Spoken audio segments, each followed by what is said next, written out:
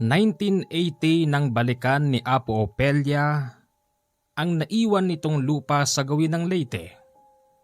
Mahigit 3 dekada na kasi itong hindi nakakabalik doon at kasama niya ang apo niyang si Migs. Iniwan niyang katiwala doon si Pedro. Kaya't laking gulat na lang ni Apo Opelia nang makita niyang may mga kabahayan na sa lupang iniwan niya. "Lola, sigurado kayo ito yung lupa niyo?" "Hindi ako maaaring magkamali. Ito talaga yun. Bakit po nagkaroon ng mga bahay?"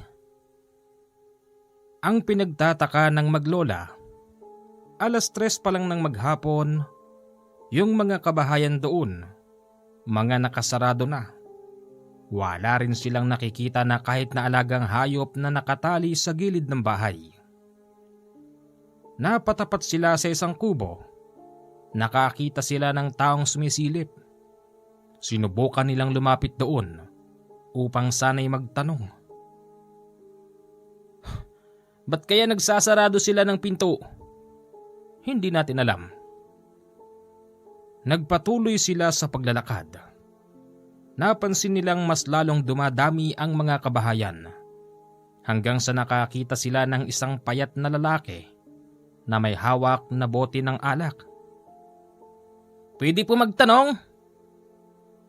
Biglang nagtatakbo ang lalaking yun at isinisigaw ang katagang aswang. "Sundan natin yung lalaki, Apo," wika ni Apo Opelia. At nang masundan nila yung lalaki, napatapat sila sa pinakakakaibang bahay. "Lola, may mga tao dun oh. Sige, lumapit tayo." Paglapit nila roon, natanaw sila nung lalaking isa at sinalubong sila noon sa labas. "Magandang hapon po." "At anong maganda sa hapon? Sino kayo?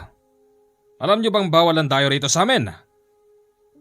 Ako si Apo Opelia." Ganun ba?" "Migs po." Ganun ba? Ako, ang kapitan del baryo rito. Ako si Rodante. Ipinagbabawal namin ang dayo rito ngayon dahil ang aming baryo ay kasalukuyang pinipeste ng mga aswang." "Aswang? Ano bang pakay niyo rito? O baka naman kayong maglola ang aswang?" "Hinahanap ko si Pedro." "Pedro?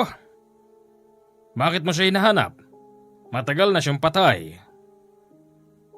"Kilala mo ba kung sino ang kausap mo?" "Ako, ang nagmamay-ari ng lupang ito."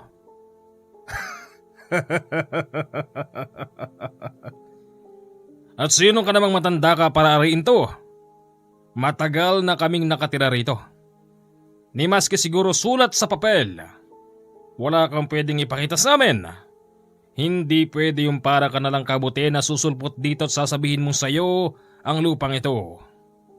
"Nasaan ba si Pedro?" "Patay na siya. Matagal na siyang patay." "Kay Pedro ko ipinagkatiwala ang lupang ito." "Kapitan, yan yung sinasabi kong aswang. Tignan nyo naman yung tipo. Baka siya yung nanggugulo sa atin dito pagkagabi na." "Anong aswang? Hoy, wag kang nang bibintang. Kaya nga, mukha ba kaming mga aswang?" Mga bantay bayan ko. Tignan ng mauigay katawan ng mga yan." Wala silang nagawa ng ipag-utos ng Kapitan del Barrio na i-body search silang dalawa, pati na rin ang dala nila. "Malinis, Kapitan. Wala kaming nakitang kahina-hinala. Sabi ko naman sa inyo, ako ang may-ari ng lupang to." "Talaga? Anong may papatunay mo? Kapag nakapagpakita ka ng maliwanag na titulo, ako mismo magsasabi sa mga kababaryo ko na umalis na sila rito. Total isang buwan na kaming pinipeste rito ng aswang. O baka nga, kayo mismo ang mga aswang, hindi nga ba?" "Hindi mo alam ang sinasabi mo, Kapitan. Ako si Apo Opelia. Siya akong... Wala akong pakialam dyan. Apo. Ano ka? Apo sa tuhod? Apo sa talampakan? O apo sa dulo ng kuko? Nagsigsitawanan ang mga bantay bayan. Pero yung mga tao sa bawat kubo, nakasilip lang at kita sa muka ng mga ito ang matinding takot sa dayo. Sa lagay na yon, kami pa pala ang napagbintangan na aswang at kami pa ang nagmukhang dayuhan. Ang lupang ito ay minana ko pa sa aking ninuno na ipinaglaban namin noon. Iniwan ko lang ito. Ipinagkatiwala ko kay Pedro. 3 dekada na akong hindi nakakabalik dito. Hindi ko lubos isipin na sa pagbabalik ko meron palang mga taong katulad niyong nakatira sa akin lupa. Hoy. Ano ngayon? Ha? Magpakita ka ng ebidensya. Kung talagang sa ito, wala namang problema. Alis kami rito ngayon din. Dahil sa wala silang maipakitang ebidensya na kanilang lupang yun, sila tuloy ang pinalayas ng gabing yun. Umalis na kayo! Malapit nang magdilim. Sabagay, kung kayo mga aswang, tsak, hindi kayo matatakot. At kami ang dapat na magtago. Kasi nga, mga aswang kayo na nagbabalat kayo kapag sikat ng araw. Pero hindi bale, malapit naman ng magdilim at nasisiguro namin na ipakikita ninyo ang tunay ninyong mga anyo. Bilang kapitan del baryo ng baryong to, sisiguruhin ko na ito na ang huling gabi ng mga aswang dito. Dahil sa nagbago na rin si Apo Opelia at malaki na rin ang hinina ng katawan dahil sa katandaan, umalis na lang ang maglola. Pero plano ni Apo Opelia bumalik sa lugar na yun at magpapakita siya ng titulo. Lola, bakit tayo umalis doon? Di ba dapat iginiit natin ang karapatan natin na sa atin ang lupang yon? Siya ngayon, Apo. Wala tayong maipapakita sa kanila dahil hindi ko dala ang titulo. Pero babalik tayo rito sa susunod na buwan. At isasama ko ang tatay mo. Sige, Lola. Bago pa man sila makalabas sa sarili niyang lupain, napansin niyang may humaharang sa daan. 4 na mga lalaking hindi nila nakita kanina sa barangay. Sandali lang! Sino kaya? Kayo mga aswang, hindi ba? Hindi kami mga aswang. Tinutukan sila noon ng kung ano-anong klaseng patalim. Kinuha ang mga gamit, tapos itinali at isinakay sa isang kariton. Ipinasok sila sa masukal na bahagi ng baryong yun, tapos nilagay sa kubo. Ano bang gagawin niyo sa amin? Bakit niyo kami ginaganito? Hindi niyo ba alam? Isa akong apo. Kaya ko kayong gawa ng hindi maganda. Wag mo kaming matakot-takot. Sanay na kami dyan. Mamaya, pagsapit ng dilim, mga bandang 8:00, kayong maglola.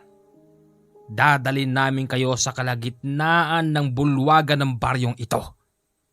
At ipapakita namin sa lahat ng mga nakatira dito na wawakasan na namin ang mga aswang. At kayo yon. Hindi kami mga aswang. Kung totoong mga aswang kami, hindi nyo kami magaganito. Talaga ba?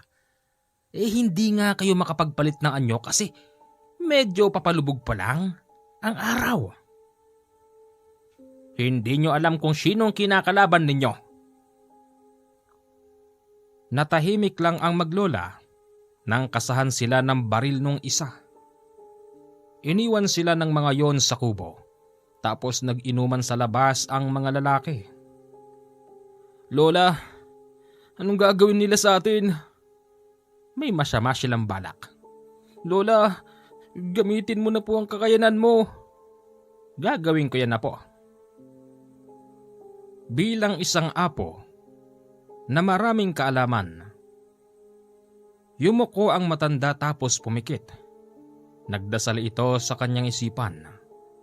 At nang muling dumilat ang matanda, nandon na ang mga lalaki sa harapan nila. Anong ginagawa mo? Nagdadasal ka pa? Bakit? Humihingi ka ng tulong sa Diyos mo? Dito sa baryong to, kami nila kapitan ang Diyos dito. Pati ba naman ang Diyos nilalapastangan nyo? Bakit? Masama ba? Hindi naman siguro masamang oo na. Sige na. Kayo na ang Diyos dito. Huwag niyo siya nang isipin na habang buhay kayong ganyan, may katapusan din ang buhay ninyo at doon kayo sisingilin. Marami ka pang sinasabing matanda ka. Baka gusto mong dito palang itumba na kita. Wag. Wag mo siyang itutumba. Magagalit si Kapitan. Sigurado, magagalit siya sa akin. Sige, magantay na lang tayo ng ilang oras. Pagsapit ng 8:00 ng gabi, muli silang binitbit ng mga lalaki habang nakapiring. Hanggang sa narinig na lang ng maglola na may mga tao. Itinali sila sa isang puno tapos tinanggalan ng piring sa mata. Doon nila nakita na may mga taong nanonood sa kanila. Oh! Ay kamusta naman ang pagtulog nyo? Anong ibig sabihin nito, Kapitan Del Barrio? Talaga bang hindi ka marunong umintindi? Ipapakita ko lang sa aking mga nasasakupan na ito na ang huling gabi ng mga aswang. Ang ginawa ng ibang mga tao, nagtumpok ng maraming tuyong kahoy sa paligid ng maglola kung saan sila nakatali. Siguro naman meron na kayong ideya. Susunugin namin kayo ng buhay. Yung iba, kumontra dahil hindi raw karapat-dapat na idama yung bata. Marahil pinaniniwalaan nila na aswang si Apo Opelia, pero hindi raw dapat idama yung bata. Di naman dapat idama yung bata. Wala siyang alam. Tumahimik ka! Buntis ka pa naman. Alam mo ba kung anong kayang gawin ng batang to kapag ito'y naging aswang? Kakainin niya yung nasa sinapupunan mo. Kaya hindi siya dapat kawan. Meron pa rin kumontra. Isang lalaking nakasuot ng sandong itim. Lumapit yon sa kanila at sinabing, Kapitan Del Barrio? Sino ka? Dayo ka rito? Oho. Manugang ho ako ni Romulo. Isa po akong constabulary. Ah, ikaw si Riman. Oho. Kapitan, hindi makatarungan yung gagawin yung pagsunog sa maglola. Bakit? At sino ka para magdesisyon? Ako ang Kapitan Del Barrio rito. Alam ko nangyayari. Isang buwan na kaming pinepeste ng aswang. At alam kong hindi mo yan alam dahil nasa malayong lugar ka. Napakahusay naman ng tiyempo mo. Kung kailang susunugin namin ng buhay ang mga aswang, tsaka ka biglang susulpot dito na parang kabuti. O ngayon, sabihin mo sa akin, tumututol ka ba na sunugin ng maglolang to? Oo. Tumututol ako, Kapitan. Ano pruweba nyo? Para may turong aswang nga sila. Sabihin na nating pinepeste ng aswang ang baryang to. Pero magpakita ka ng pruweba sa mga tao bago mo gawin yan. Tandaan mo, Kapitan Rodante, buhay ng 2 tao ang kukunin mo. Hindi naman porket kapitan ka, pwede ka nang magdesisyon. Tumahimik ka, Constabulary. Wala kang alam sa nangyayari dito. Sa loob ng 1 buwan na pinepeste kami ng maglola na ito, marami nang namatay. Hindi lang tao, pati mga alaga naming hayop pinepeste rito. Kaya umalis ka riyan! Tinaboy si Riman ng mga bantay bayan. Huwag niyo akong pagtabuyan. Bilang isang alagad ng batas, dapat akong makialam. Ano ka ba, Riman? Huwag ka na nga makialam. Hindi mo problema to. Problema namin to. Anong hindi? Una sa lahat, taga rito na rin ako. At alagad ako ng batas. Pero palagay ko huli ka na. Tignan mo! Ha? Nagliliyab na ang mga tumpok-tumpok na apoy habang ang maglola nagsisisigaw at nagmamakaawa. Inaasahan ng batang si Migs na merong tutulong sa kanila. Dahil bilang isang apo ang kanyang lola, marami itong kaalaman. Sa kasamaang palad, walang dumating na tutulong sa kanila. Kaya ultimo ang bata. Nasunog pati ang mga buto. Masakit na masakit ang loob ni Rima nung mga oras na yon. Gusto niyang arestuhin si Kapitan, pati na rin ang mga bantay bayan. Kung arestuhin mo ko, siguraduhin mo. Nag-iisa ka lang, Riman. Marami kami rito. At hindi lang ikaw ang armado. Bakit? May mga papel ba yung mga baril nyo? Papel? Anong papel ang sinasabi mo dyan? Hindi kailangan ng papel to. Gagamitin namin to kung kinakailangan. Bakit? Yung may papel lang ba ang pwedeng pumatay? Pinigil na lang si Rima ng asawa niya at ng biyanan. Kaya ito umuwi sa bahay. Hindi pwede to. Bakit, Riman? Gusto mo bang pati kami madamay dun sa galit ni Kapitan? Anak, sa mga oras na ito, huwag mo nang pairali ng pagiging otoridad mo. Ginawa lang ni Kapitan ang nararapat para matahimik ang baryo. Totoo ang sinasabi niyang mahigit 1 buwan na kaming pinepeste ng mga aswang. Alam mo ba si Irma? Matanda nang nabuntis si Irma. Sa kasamaang palad. Tik-tik lang ang nakinabang sa dinadala niya. Kaya hayaan mo na yon, Riman. Siya nga naman, mahal.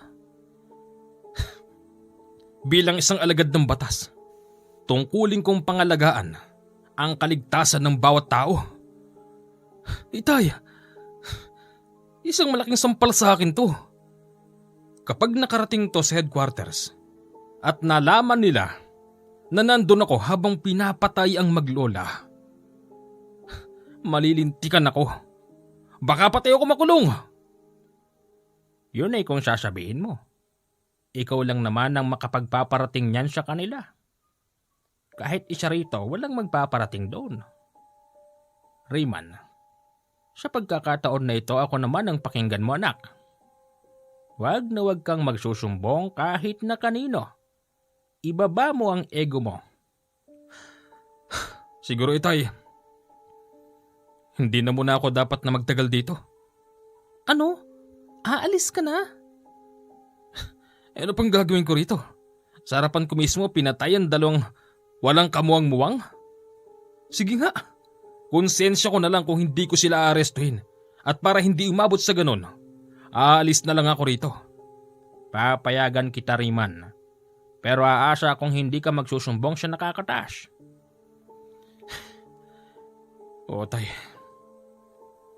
Dahil sa dayuhan lang doon si Riman at kontrolado ng Kapitan Del Barrio ang lahat, wala siyang nagawa kung hindi umiwas na lang. Mga kababaryo, patay na ang mga aswang. Sunog na pati mga buto at ngipin nila. Nakakasiguro ko ngayon na simula sa gabing to, wala nang mananalasang aswang dito. Kaya dinideklara ko sa inyo na pwede na kayong lumabas ng gabi sa mga bahay nyo at wala na tayong dapat nakatakutan. Nagbunyi ang mga tao sa gabing yon. Bilang pagpapasalamat kay Kapitan, lahat ng mga bahay doon nagkarne ng tig-itig isang manok at ibinigay kay Kapitan. Aba, masyadong tataba ang puso ko niyan. Masyado niyo akong pinupuri. Yang mga kinarne niyong manok, tayo-tayo rin ang kakain niyan. Magpapahanda ko ng mahabang mesa rito sa bulwagan na ito. Para nang sa ganoon lahat tayo magharap-harap sa gabing to. Agad na tinupad ng mga bantay bayan ang utos ni Kapitan na maglagay ng mahabang mesa sa malawak na bulwagan. At nang sa ganoon magharap-harap sila sa isang gabing inuman.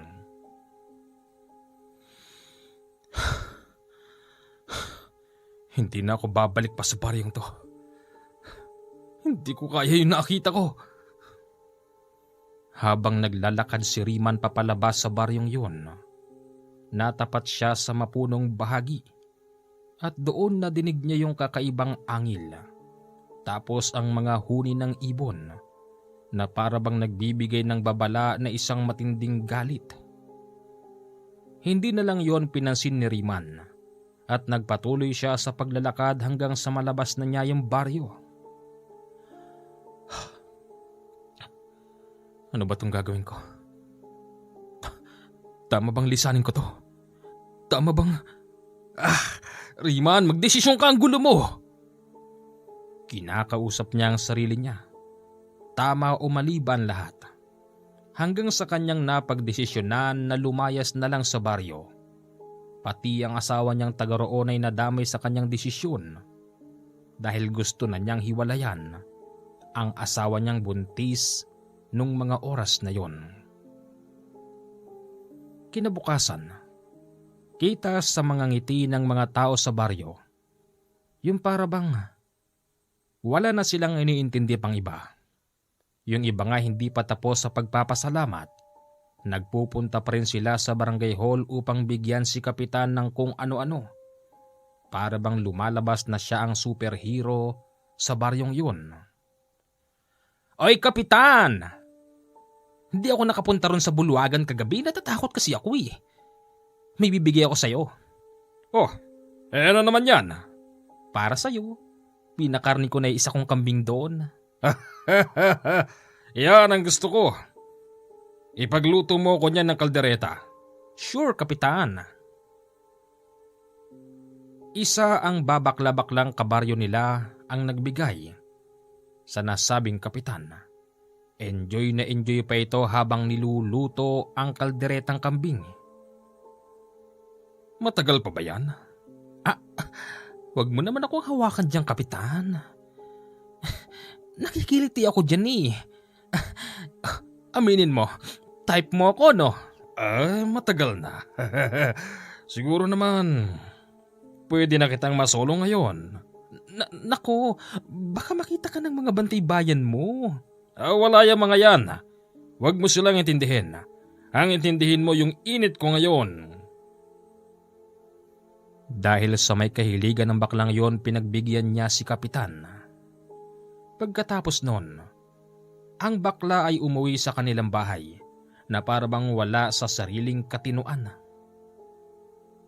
Ay, Jopay. Ano nangyari sa'yo? Ha? Sabi ko, ano nangyari sa'yo? Wala. Aswang? Purong aswang ang binabanggit ni Jopay. Basta't tulala ito habang nakikipag-usap sa lola niya.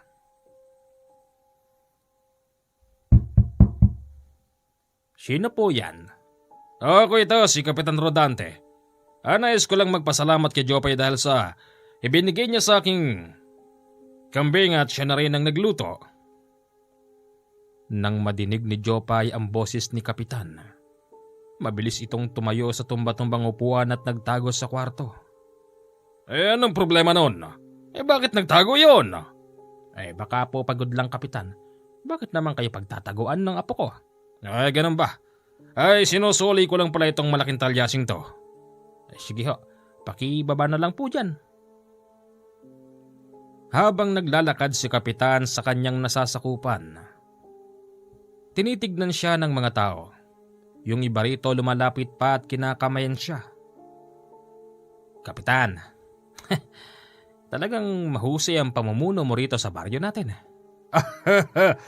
Bilang isang ama ng baryong to, kailangan kong ipagtanggol kayong lahat. Huwag ka mag-alala, Kapitan. Malapit na naman eleksyon. Nasisiguro kong walang laban sa iyo rito. At kung meron man, ibibigay namin sa iyo ang buong suporta namin. Aba, maganda kung ganon. At ipinapangako ko naman sa inyo, sa ikalawang pagkakataon kapag ako uli ang naluklok dito, mas lalo kong pagagandahin ang buong baryo. Sa ngayon wala pa tayong ilaw. Sa ngayon wala pa tayong naipapagawang simento sa bawat iskinita. Kasi hindi natin kadikit yung, alam mo na, mahirap nang magsalita. Pero sisikapin ko yan. Dahil ako lang ang siyang may karapatan na magpagawa rito. At kung hindi ko ipaparating sa nakakataas ang problema natin, tiyak na hindi naman magagawa yan. Pero ipinapangako ko sa inyo, bago mag-eleksyon, may masisimulan na riyan. Tuwang-tuwa ang mga kababaryo ni Kapitan nung mga oras na yon. Hanggang siya ay napatapat sa isang bahay. Ito yung bahay ng biyanan ni Riman. Lumabas ang matandang lalaki upang abutan siya ng buhay na native na manok. Ay, Kapitan. Ay, para sa iyo ito, Kapitan. Kayo pala, Tata Julio. Bakit di ko yata kayo nakita kagabi? Ay, hindi ako nakalabas bilang pasasalamat sa ginawa mong pagsunog sa mga aswang na mapanalasa rito sa atin, binibigay ko sa itong buhay na manok. Aba, marami nang nagbigay sa akin yan pero hindi ko yan tatanggihan. Yung manugang mong constabulary, asa na siya? Ay, wala na, kagabi pa umalis. Kapitan, maraming salamat po sa ginawa ninyo. Wala yon. Karapatan kong gawin yun. Siya nga pala. Ilang buwan na yan tiyan mo?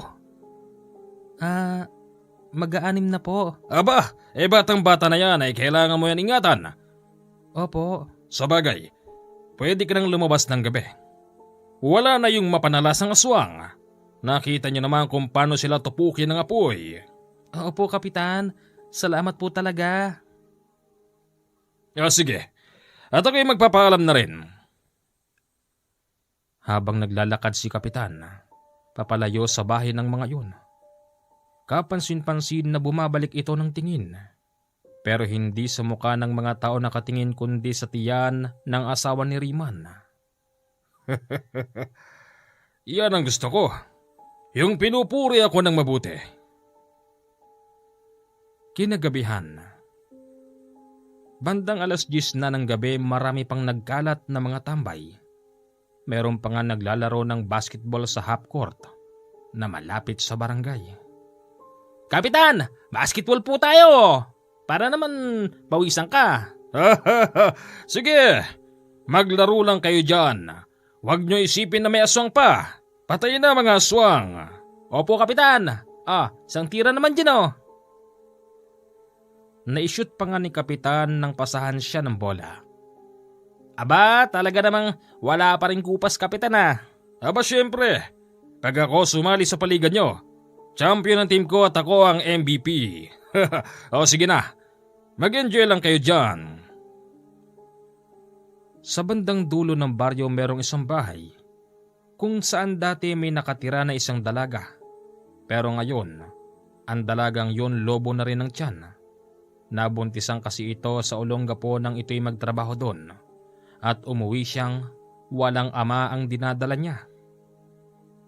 Teka. Yung nakatira dito. Oo, tama. Galing to sa Olongapo pero buntis siya. Tao po. Pagbukas ng pintuan ng lalaki ang mga mata ni Kapitan. Bumaba ang tingin nito sa tiyan ng dalaga. Tapos agad niya itong hinawakan. Pasensya ka na, iha. Alam mo naman si Kapitan medyo matanda na at namimiss ko lang magkaroon ng apo. Kapitan, salamat po sa ginawa ninyo. Ngayon po ligtas na po kami. Kami ng anak ko. Wala yon. Nag-iisa ka ba rito?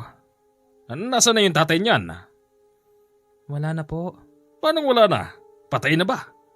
Bumalik na po ng ibang bansa. Iyan naman ang sinasabi ko sa iyo eh. Kung ako pinatulan mo noon. Joke lang. Sige na. At ako'y uwi na. Sige po. Bago umalis si Kapitan sa harapan ng buntis, para bang may sinisilip ito sa magkabilang tagiliran ng bahay at sa likod. Kapitan, ano pong tinitignan mo dyan? Wala. Para kasing may nakita akong tao doon eh. Parang may gumagalaw doon kanina. Akala ko wala ng aswang. Hindi aswang yun. Baka masamang taga rito. Iha, kapag may nangyari sa'yo rito, tumakbo ka agad sa barangay. At sisiguruhin ko sa'yo na yung taong nakikita ko riyan ay gagawin kong bopis sa harapan mo. Ang kapitan talaga, wala naman pong tao dyan. Para makasiguro si Kapitan, inikot-ikutan pa niya ang buong bahay ng buntis. At nang makasiguro ito na walang ibang tao, doon pa lang siya umalis. Bandang 11:00 na ng gabi nang magsarado ng pintuan at bintana ang buntis. Palagay niya kasi talagang wala na ang mapanalasang aswang. Pero pagkasarado pa lang ng bintana at pintuan, narinig na nito na mayroong mga tao sa labas. Hindi niya naman inisip na masasamang tao yun. Una sa lahat, nabobosesan niya ang isa. Alam niya sa kanyang sarili na ito ang bantay bayan. Alam niyo kasi mga pare, itong baryong to, di naman talaga natin alam kung sino ba nagmamayari rito, di ba? Yung mga bantay bayan yun. Agad itong nagbukas ng pintuan upang sana'y pasalamatan ang mga lalaki, pero laking gulat ng buntis nang makita niyang yung isa roon ay nakaukyabit sa puno. Yung isa nakapabaligtad. Yung isa nakaupo. Bakit kayo mga nakaganyan?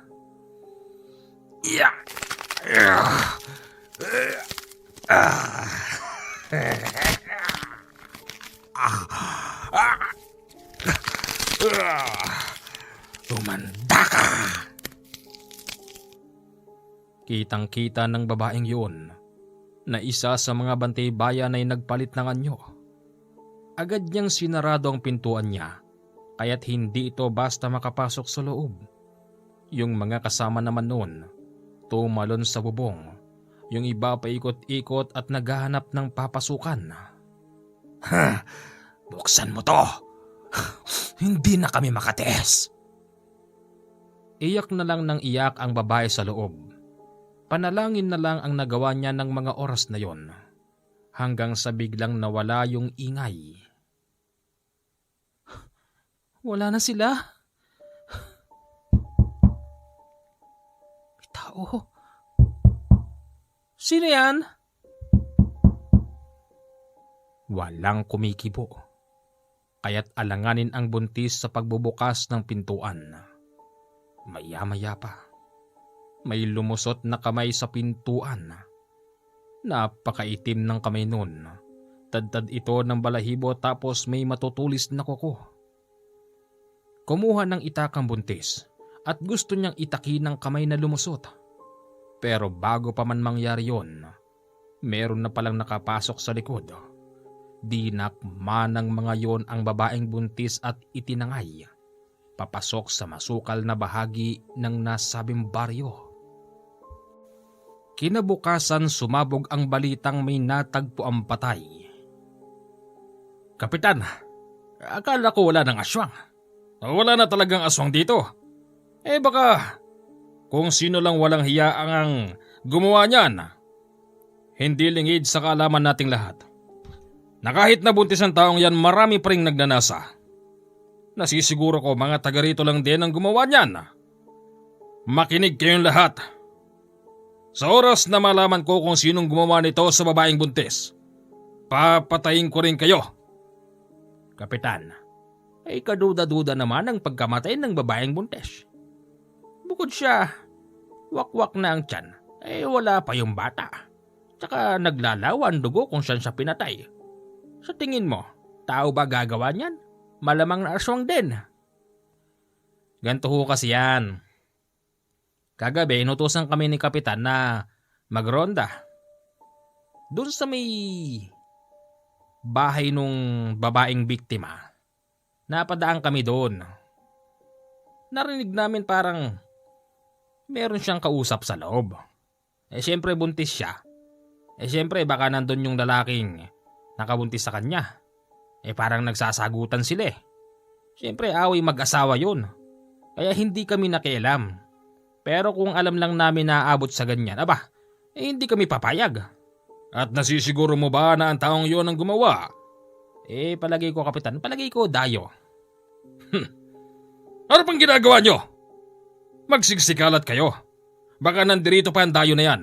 Kapag nahuli nyo siya, dalhin niya rito sa bulwagan at susunugin ko rin siya ng buhay. Yung mga bantay bayan ni Kapitan agad na kumalat at kunwari naghahanap ng kung ano saang mang sulok ng baryo. Pero pagbalik nila sa barangay, wala silang kasamang sospek. Kapitan, wala ho talaga eh. Lintik! Naisahan na naman ako. Pero hindi bale.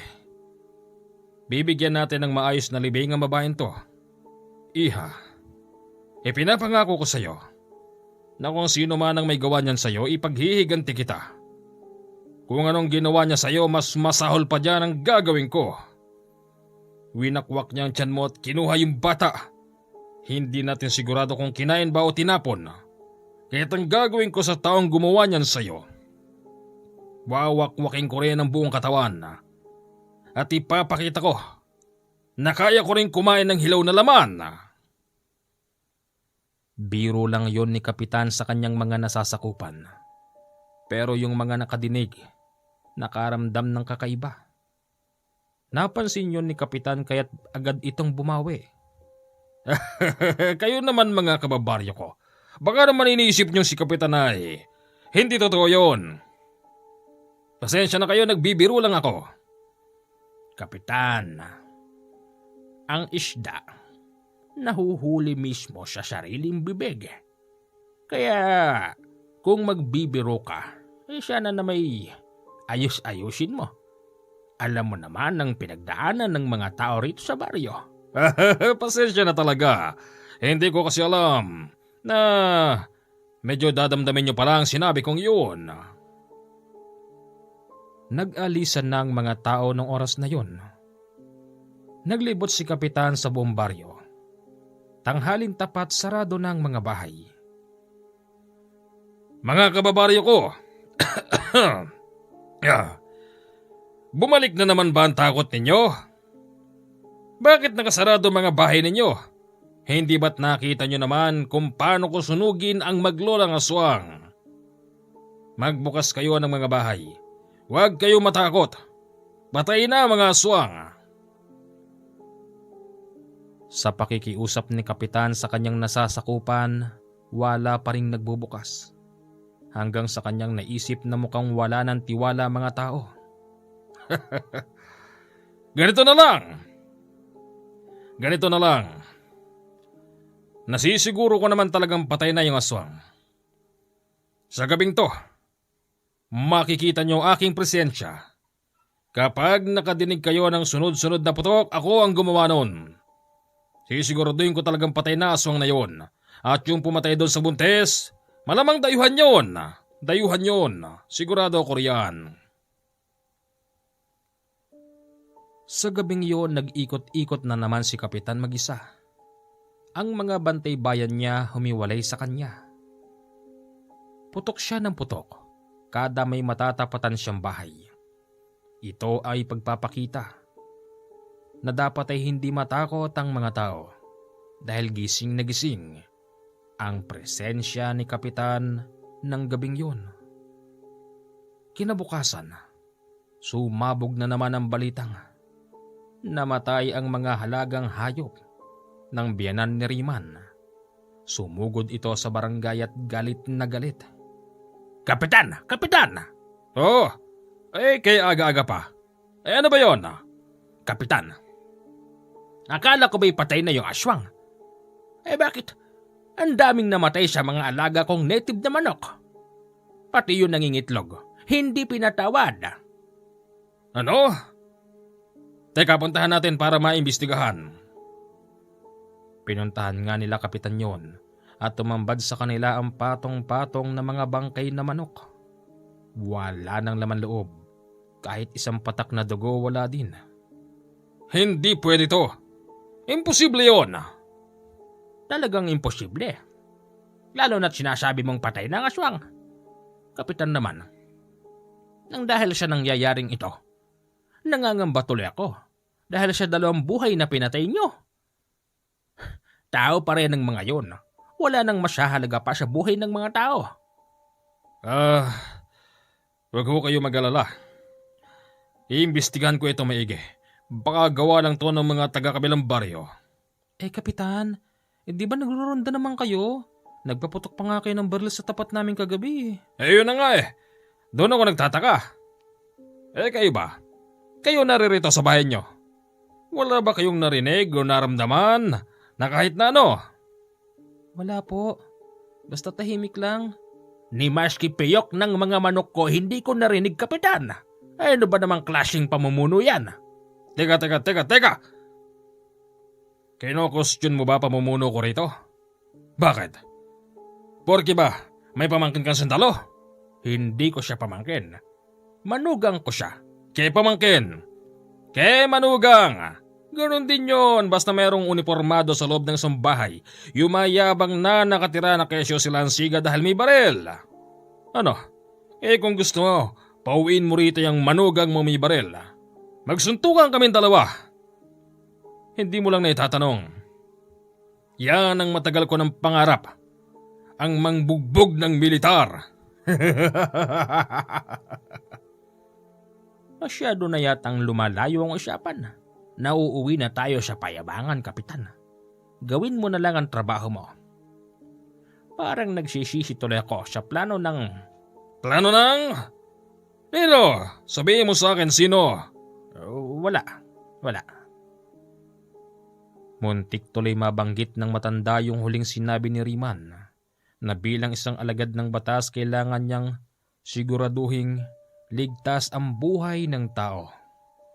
Napag-isip-isip niya na dapat pala'y sinabi niya sa kanyang manugang na magsumbong na sa higher headquarters para maaksyonan ang pagpatay ni kapitan sa 2 walang kamuwang-muwang. Sa mga nagdadaan pang gabi, patuloy ang pangbibiktima ng kung sinong nilalang. Maging si kapitan at mga bantay bayan ay tikom ang bibig. Ayon sa kanilang investigasyon, hindi aswang ang gumagawa nun. Siyempre, iisipin ng nakararami na mukhang may pinagtatakpan na si kapitan, na mukhang meron silang kinalaman. Mga kababaryo ko, ano bang sinasabi ni John? Wala akong kinalaman dyan. O sige ganito. Para mas lalong maging safe ang baryo natin, hihingi ako ng tulong sa Kapitolyo o kahit sa munisipyo na lang o kaya sa provincial commander dito. Hihilingin ko sa kanila na bantayan tayo rito dahil nga ganyan ang nangyayari. Umayon naman ang iba at tama naman daw ang gagawin ni kapitan. Makalipas ang 2 araw dumating ng hinihingin tulong. Nagpadala ng halos nasa 50 sundalo ng constabulary ang pamahalaan. Dahil siya ang ama ng baryong yon, siya ang kinausap ng tumatayong opisyal. Magandang hapon po, Kapitan. Magandang hapon din, sir. Kayo pala yung pinadala rito ng Kapitolyo. Opo. Lieutenant Maragos po. Kinagagala kitang makilala, Kapitan. Mga kasama, kung hindi ako nagkakamali, dito nakatira si Siwan Siriman. Kilala mo pala yon si Riman. Sir, dayuhan lang siya rito. Meron siyang napangasawa rito at sa balita ko sa ngayon niloko na ni Riman, di na rin bumalik. Baka may ibang babae. Hindi naman ho siguro. Kilala ko si Riman. Hindi niya gagawin yun. Isa siyang tapat na asawa. Tapat sa serbisyo. At walang reklamo. Kapitan Rodante, naririto kami para i-secure ang buong lugar na ito. Sa totoo lang hindi ako satisfied sa nakarating sa akin na report. Pero dahil sa isa lang din ako sundalo at merong dapat sundin na mas nakakataas sa amin, ako at ang mga tao ko, pumunta kami rito para siguraduhin totoo nga sinasabi mo. Tenyente, ayan ang mga kababaryo ko. Sa kanila ka magtanong kung totoo ba ang nangyayari dito sa amin. Mga kababaryo, totoo bang sinasalanta ng aswang ang baryo nyo? Kasi kung ako lang tatanungin, hindi ako naniniwala sa mga aswang. Bagito pa pala itong tenyenteng to. Mukhang bagong graduate. Bagito nga ako, Kapitan. Narinig mo yon? Narinig ko. Hindi ako bingi. Bagito nga lang ho ako. 3 taon pa lang sa serbisyo. Kaya ni minsan hindi pa ako nakaranas ng ganyan. Pero kung masasaksihan namin, doon pa lang ako maniniwala. Oh, malapit nang dumilim. Hindi ba't ang palagi niyong ginagawa dito? Oh, mga kababaryo ko, malapit na raw magdilim, sabi ng batang tenyente. Pero nandirito naman silang lahat. Kaya walang dahilan para magtago. Yung dala ng isang, teka sino ba yon? Sarhento yata yon. Sa palagay ko kahit maliit na uod na gumagapang sa lupa kayang durugin noon. Kapitan, mas mapapasunod mo mga kababaryo mo. Sige na, gawin mo na nararapat. Mga kababaryo, sa gabing to ligtas tayo. Walang dahilan para magtago at magsarado agad ng bahay.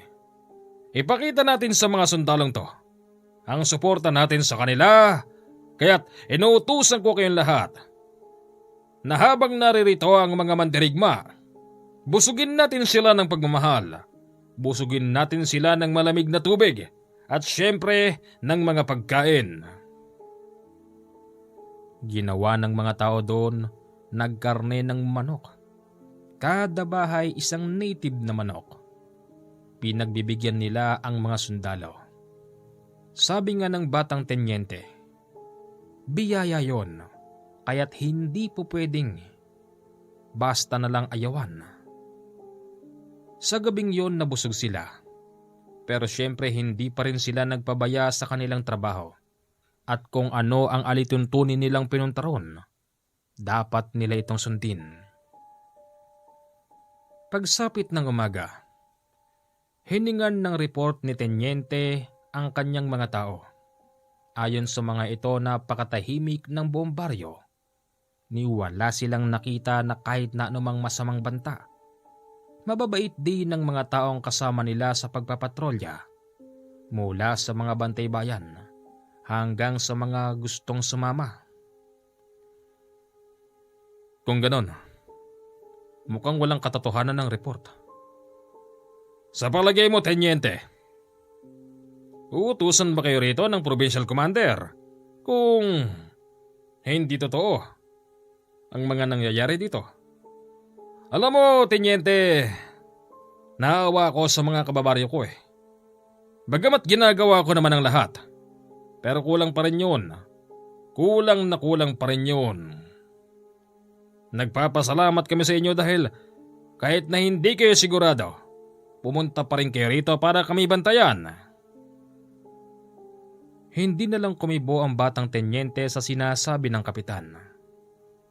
Kahit na sila'y puyat na puyat, naghalinhina na lang sila sa pagtulog para kahit araw na babantayan pa rin ang mga taga doon sa baryo. Tenyente, kumain na tayo ng tanghalian. Bumangon ka muna riyan kung pwede lang. Sige ho, nandyan na. Kumain sila. Ang ulam pa nga nila noon, inihaw na hitong isda. Habang sila'y kumakain, dumarating ang baklang minsan nang nakasiping ni Kapitan. Kagaya ng dati, dilat pa rin ng mata nun, at ang paulit-ulit nitong sinasambit ay salitang aswang. Aswang! Aswang! Ano nangyari doon? Hoy! Bumalik ka rito! Dere-derecho sa paglalakad ang bakla habang ito'y tulala. Pinasundan ni Tenyente ang bakla, tapos inutusan niya yung iba niyang mga tao. Napuntahan kung saan man nanggaling ang baklang yun. Narating ng mga tauhan niya kung saan ito nakatira. Ibig niyo sabihin, ang huli niyang nakasama si... Totoo po yun, Tenyente. Huwag na po kayo mangupo sa akin. Ako po ang dapat mangupo sa inyo bilang... Lola ko na lang po siguro kayo. Hayaan niyo po. Dahil po dyan sa sinabi niyo, isa na siya sa under surveillance namin. Sa mga sumunod na gabi, wala pa rin silang naramdaman. Ganon din ang mga voluntary na sumasama sa pagpapatrolya. Inalam ni Tenyente kung sakop pa ba nila ang baryo sa taas, kung saan merong malawak na kasukalan. Ayon kay Kapitan Rodante, hindi na daw. Ganun pa man bilang isang sundalo at sakop ito ng kanilang AOR o Area of Responsibilities. Pinapasok yun ni Tenyente sa kanyang mga tauhan hanggang sa nakarating sila sa isang lumang kubo. Bakas sa lumang kubo, yung para bang may nangyaring kakaiba. May mga sanap-sanap kasi na dugo, tapos merong mga mangilan-ngilan na mga naiwan na gamit. May nangyari dito. Men! Huwag kayong titigil. Baka merong nakatira dito na kakaiba. Sigaw ng Tenyente sa kanyang mga tauhan. Inikot-ikutan nila ang buong kubo na yon pero wala silang ibang nakita kung hindi ang mga sanap na dugo, bakas sa lupa, tapos pinagsigarilyuhan. Sinearch din nila ang buong kasukalan ng lugar na yon. Bagamat wala naman silang nakita, pero ang batang Tenyente ay merong masamang pakiramdam. Mga kasama, sa palagay ko ang salarin hindi magpapakita pag ganito tayo karami.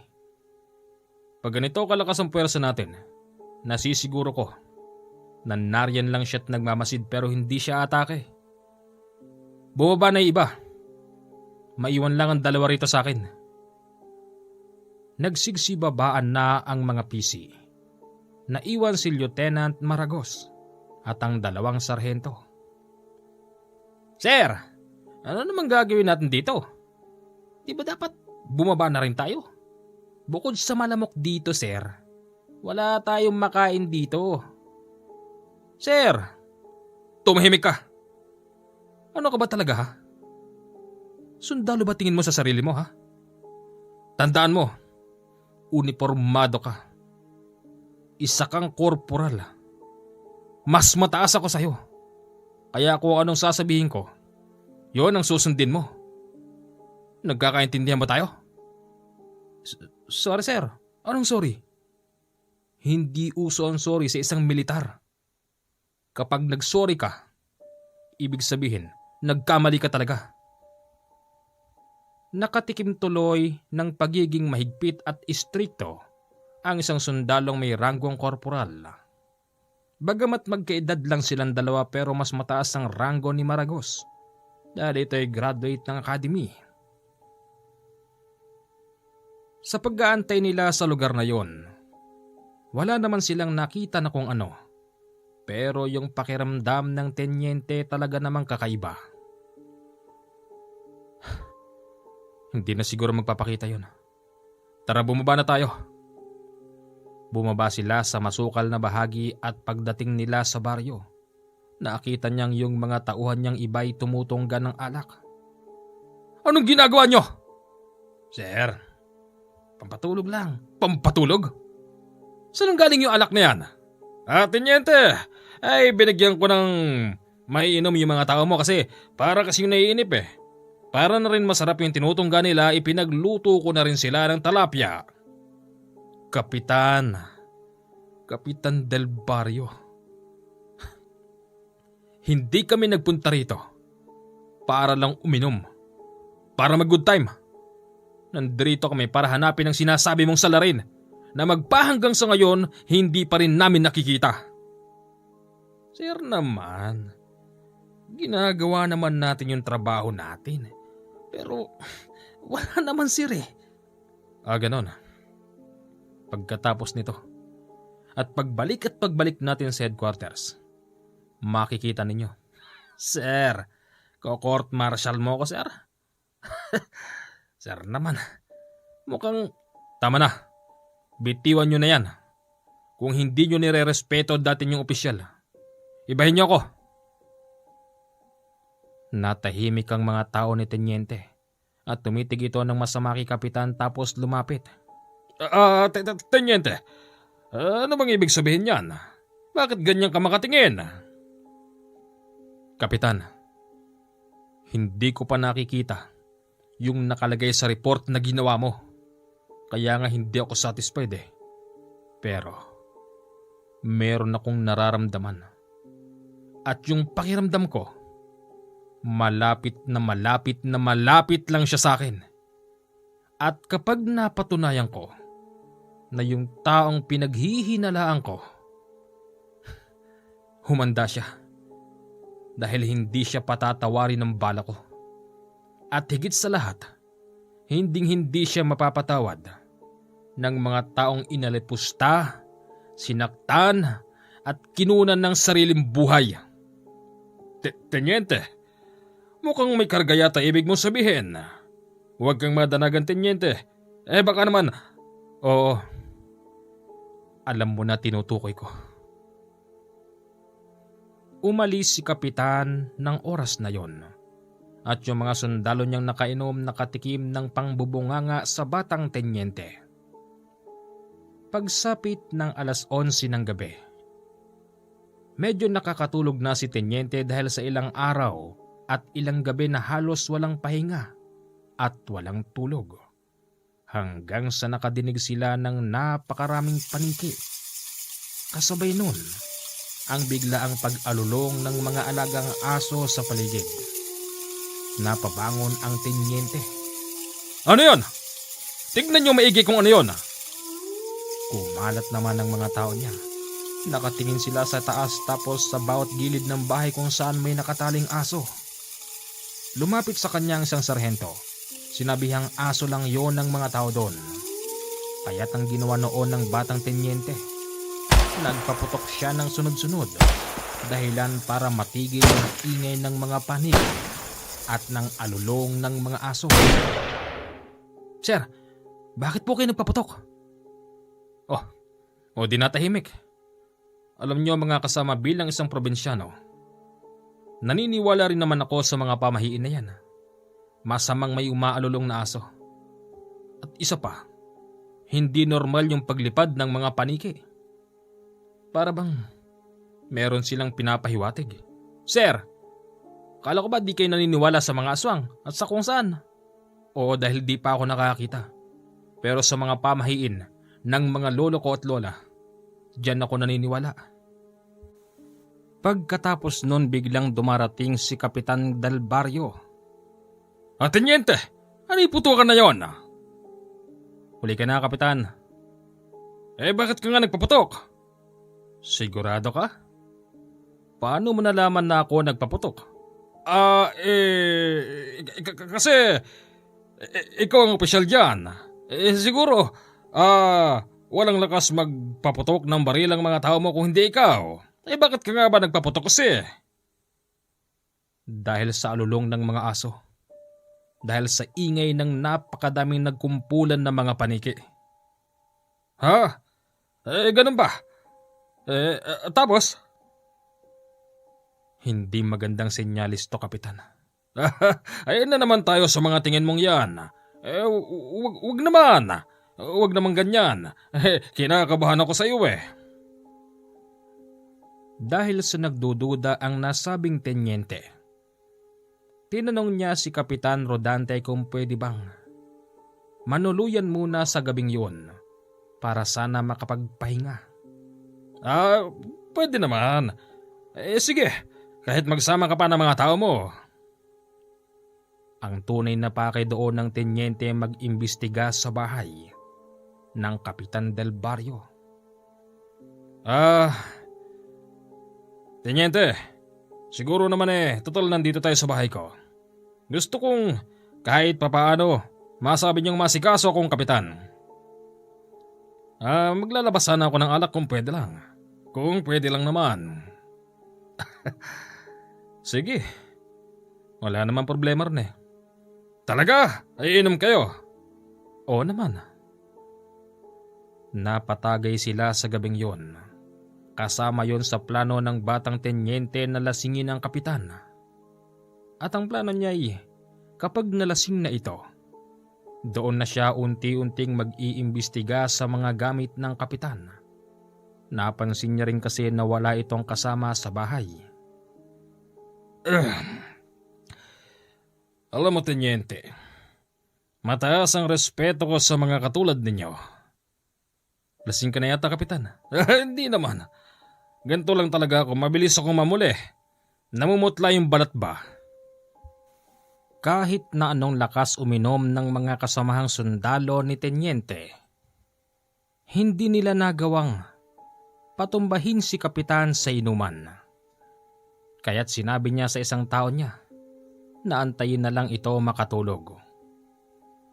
Sa loob ng magdamag gising ang mga sundalo dahil hindi rin natulog si kapitan. Tenyente, believe naman din ako sa mga tao mo at sa'yo. Iba ka palang makipag-inuman. Hindi naman. Paano? Maliwanag na.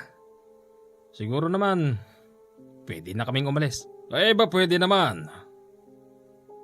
Sa pag-alis nila tenyente sa bahay ni kapitan, inaasahan na nilang matutulog na ito. Kaya't inatasan ni tenyente ang iba niyang mga sundalo na kapag nakatulog si kapitan o kaya naman umalis, sumalisi sila sa bahay para lihim na mag-imbestiga. Sir, ako nang bahala sa mga gamit ni kapitan.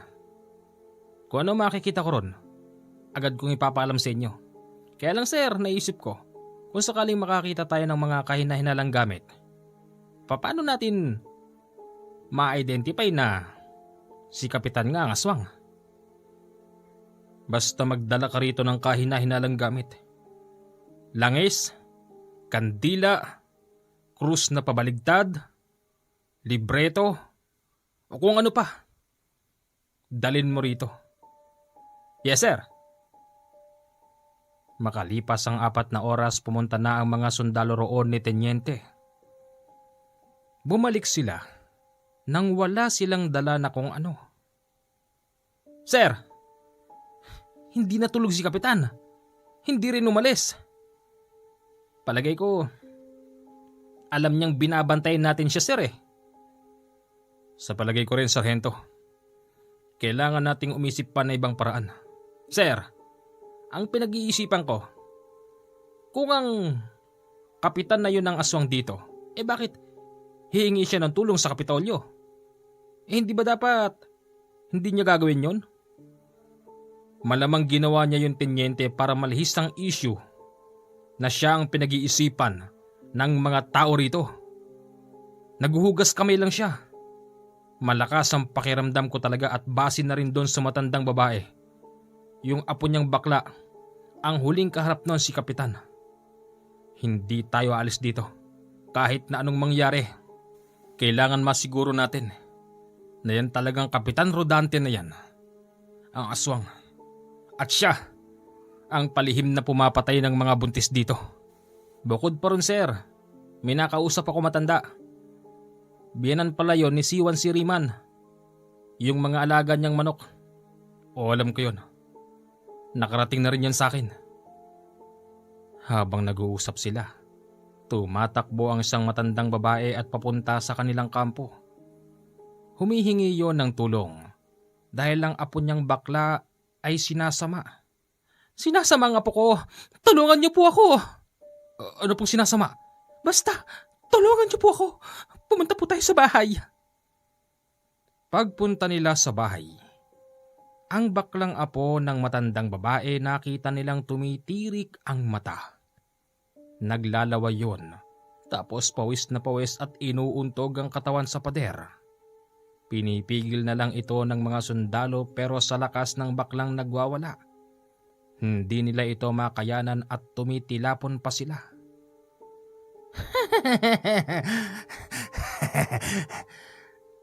Uy, may mga mandirigma. Sino ka? Hindi ikaw ang nagmamay-ari ng katawan na yan. Sir, iba yata nagsasalita. Parang sinasapian to. Oo, sinasapian siya. Kung ako sa inyo, umalis na kayo rito sa baryong to.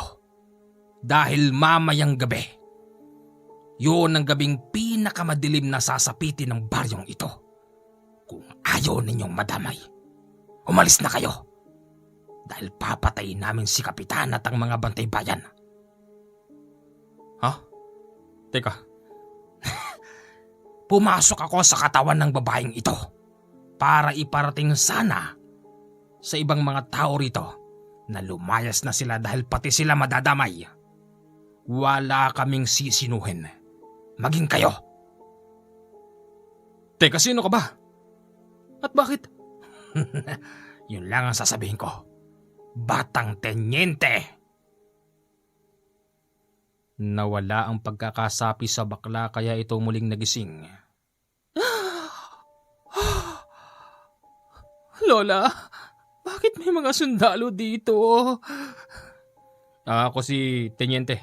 Ayos ka lang ba? Tenyente, aswang? Ano? Hindi ako aswang. Si Kapitan. Aswang si Kapitan. Tulungan niyo ako. Hulihin niyo siya o kaya patayin niyo siya. Siya ang pumapatay ng mga buntis dito. Ano ba nangyari sa'yo ha? Base sa kwento ng bakla, nang ipagluto niya ng kalderetang kambing si Kapitan, pumayag ito dahil nga hinahagod na nito ang buong katawan ng bakla. Pumasok daw sila sa kwarto at doon pinagsamantalahan siya ni Kapitan Rodante. Nung una gusto naman daw niya dahil nga hindi naman siya pinilit. Nadala siya ng dahil sa init ng katawan. Pero habang nagtatagal, nakita ng bakla yung unti-unting pagpapalit ng anyo ni Kapitan. Mula sa pagiging matino, naging isa itong nakakatakot na halimaw. Katunayan kinagat pa nga raw siya nito sa leeg. Tapos habang nagtatalik sila, ramdam ng bakla na parabang humahaba ang pag-aari ni Kapitan habang ito'y nasa loob ng kanyang katawan. Doon halos mabaliw-baliw ang bakla lalo na't nakakatakot ang mukha ni Kapitan.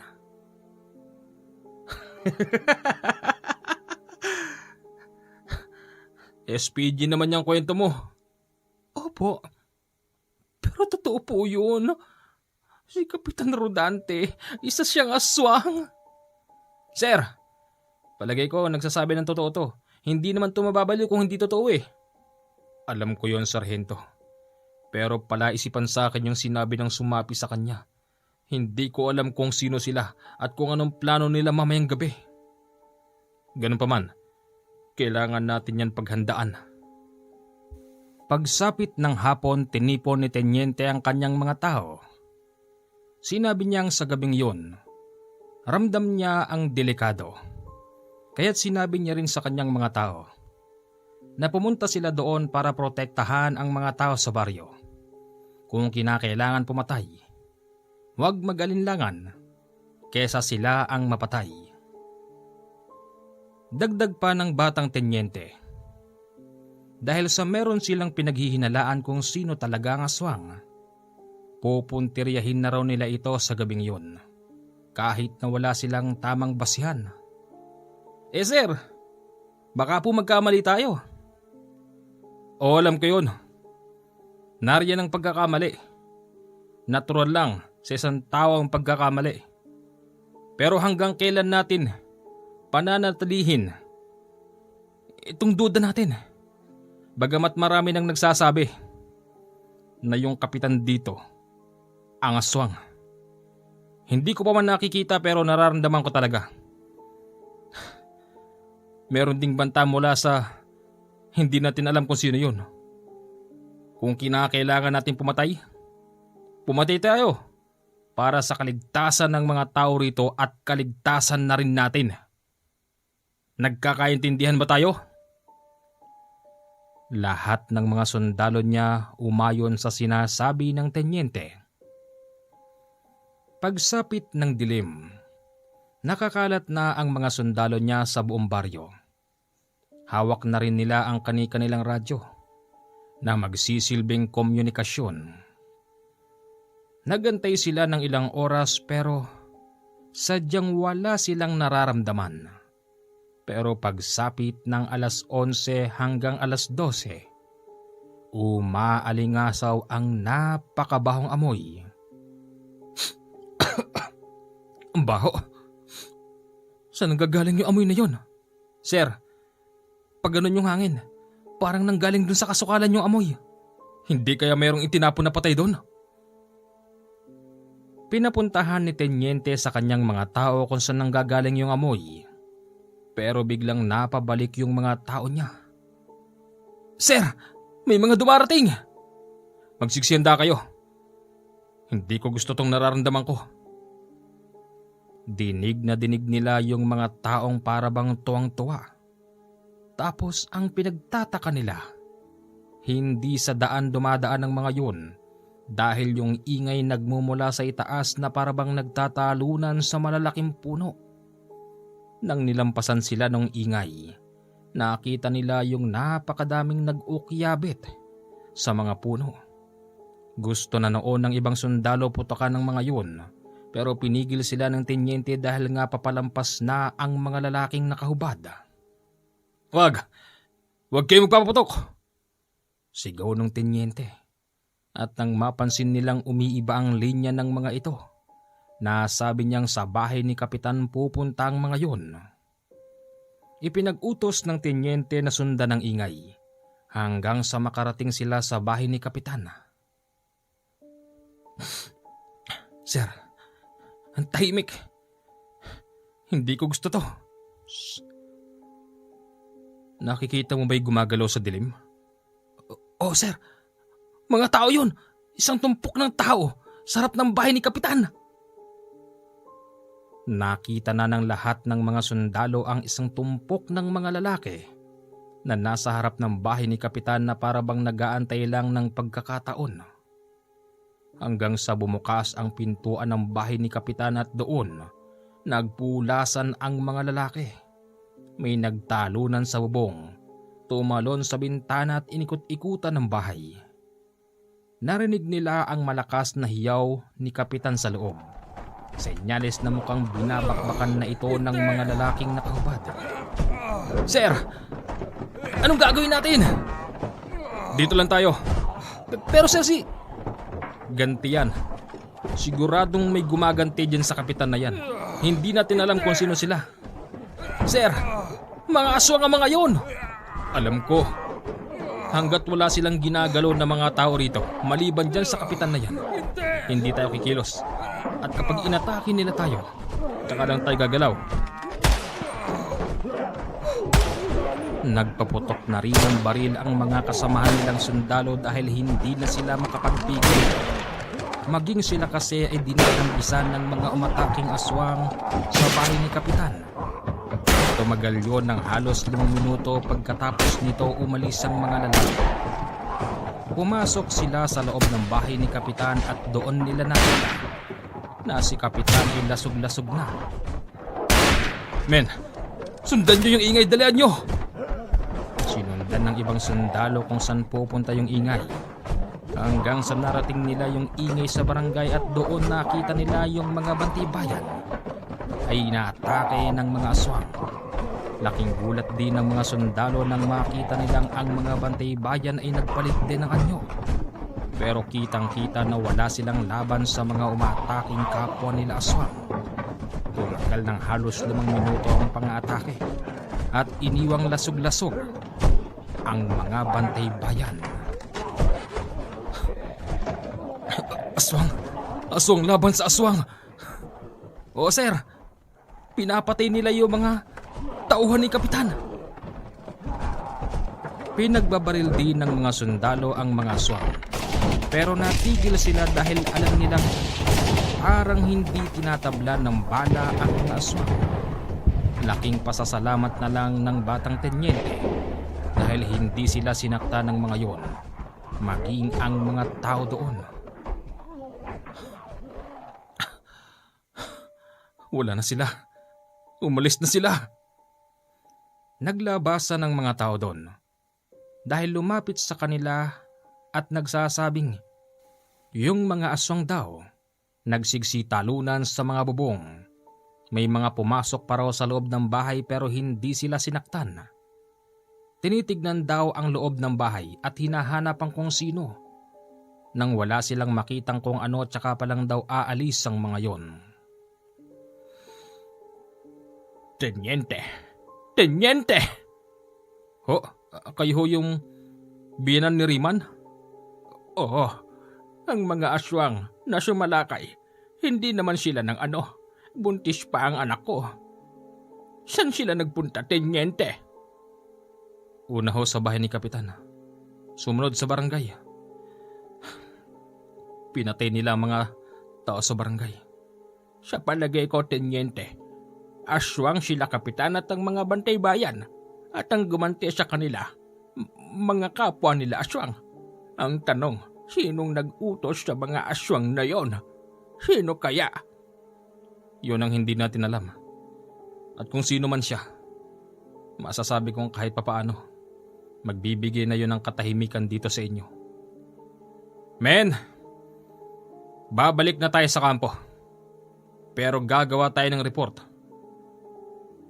Sumakay na sila sa 6x truck at iniwanan nila ng ganon ang lugar.